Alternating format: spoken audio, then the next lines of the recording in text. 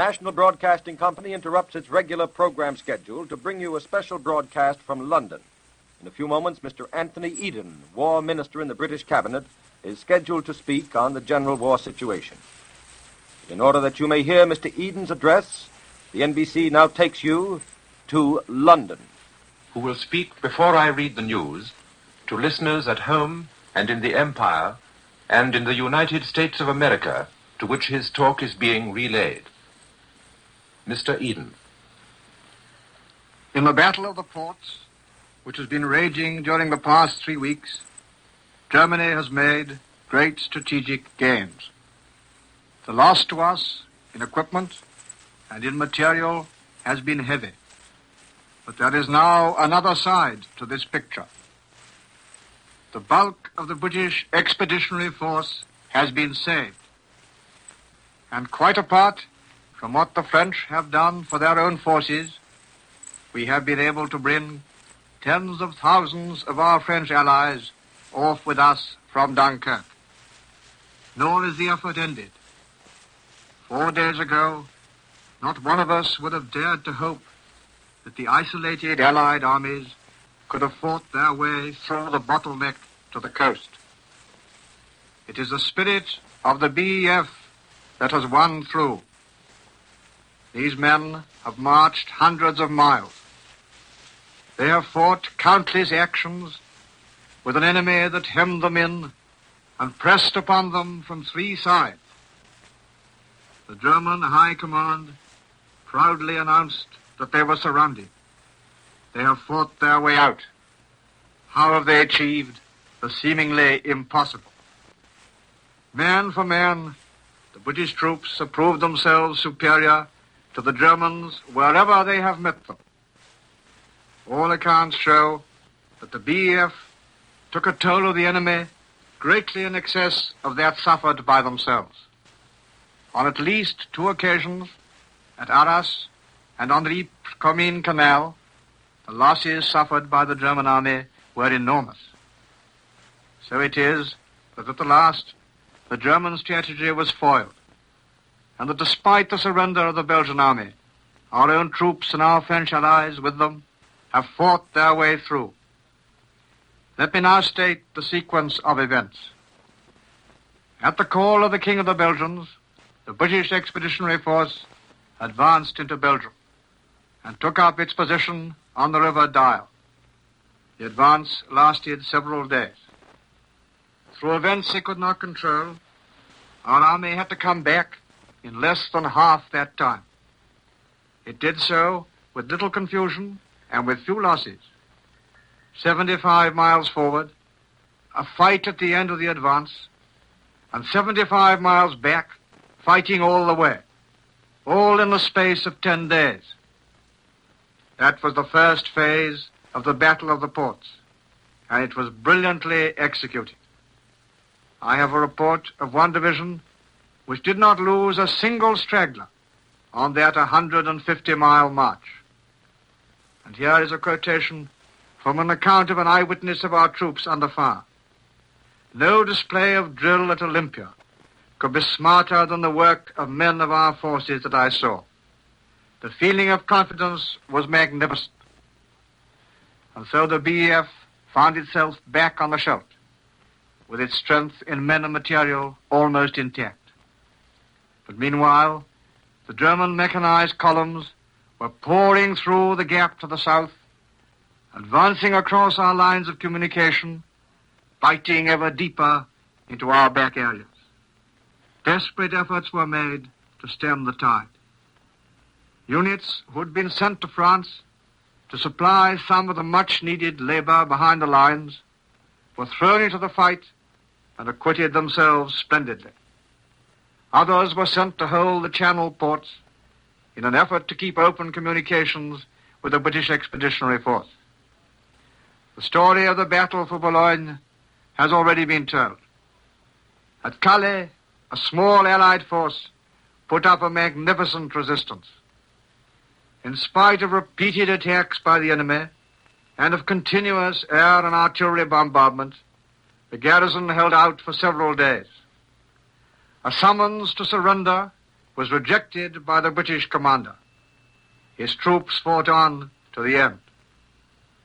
We now know, from certain information which we have received, that this gallant defense drew off powerful German mechanized forces, which must otherwise have been free to attack the flank of the BEF, at that time dangerously exposed. While these events were taking place near our own shores, the expeditionary force was fighting for its life in its retreat on Dunkirk. Mechanized forces already encircled its western flank, and the collapse of the Belgian army left open a wide gap between its eastern flank and the sea. There was no time to be lost. Divisions were moved rapidly to hold the flanks, and heavy fighting took place while the enemy tried desperately to cut off the Allied armies from the only base which was left to them. Some troops marched 35 miles in 24 hours. British brigades on the flanks stood firm. Despite the enormously extended frontage they had now to defend. At one time, the expeditionary force of 9 divisions was holding a front of 80 miles.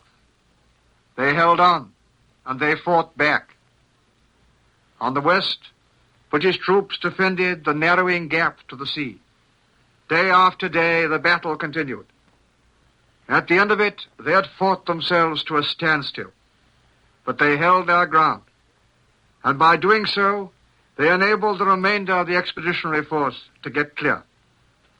On the east, corps artillery, coming into action against the enemy massing for attack, inflicted such heavy casualties that the attack never developed. The stories of individual exploits at this time are legion. An anti-tank gunner who knocked out 7 tanks. A subaltern who, after knocking out hostile tanks, swam a canal to bring back marked maps and other booty. But the triumph is not the triumph of individuals, however gallant. It is the triumph of an army. There is no braver epic in all our annals. Here, then, is a story of the Battle of the Ports. From the moment of the collapse of the Belgian army, there was only one course left to the Allied armies: to hold the line round Dunkirk, the only port that remained, and to embark as many men as possible before their rearguards were overwhelmed. Thanks to the magnificent and untiring cooperation of the Allied navies and air forces, we have been able to embark and save more than 4/5 of that BEF which the Germans claimed to have surrounded. The Army's debt to the Royal Navy, to the Merchant Navy, and to the Royal Air Force can never be forgotten. We have been compelled to destroy much valuable material. We have suffered casualties. Once again, our ally has to bear the invasion of the sacred soil of France. But the Germans, in spite of the huge losses which we know them to have suffered, have failed in their main object, to surround and annihilate the Allied armies in the north. The British Expeditionary Force still exists, not as a handful of fugitives, but as a body of seasoned veterans. We have had great losses in equipment, but our men have gained immeasurably in experience of warfare and in self-confidence. The vital weapon of any army is its spirit. Ours has been tried and tempered in the furnace. It has not been found wanting. It is this refusal to accept defeat that is the guarantee of final victory. Our duty in this country is plain. We must make good our losses, and we must win this war.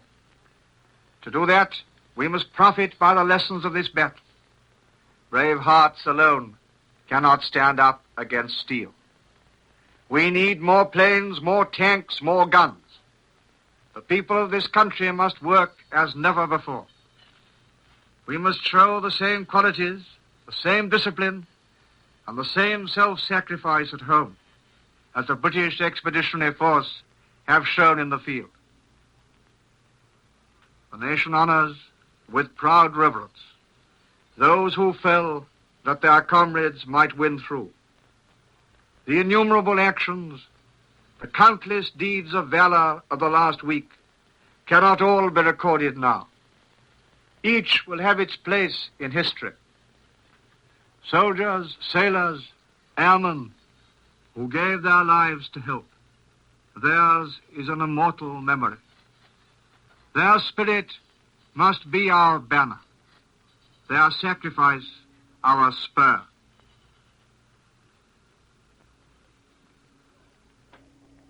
This is New York. You've just heard Mr. Anthony Eden, War Minister in the British Cabinet, speaking from London on the general war situation. This is the National Broadcasting Company.